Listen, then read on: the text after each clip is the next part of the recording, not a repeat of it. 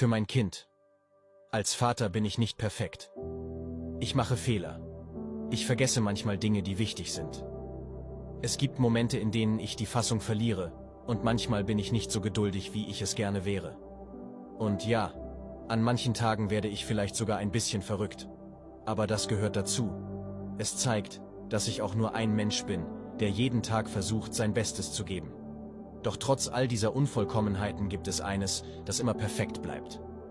Meine Liebe zu dir. Sie ist bedingungslos, unerschütterlich und wächst jeden Tag stärker. Kein Fehler, kein schlechter Tag wird jemals daran rütteln. Du bist mein Herz, mein Stolz, mein größtes Geschenk.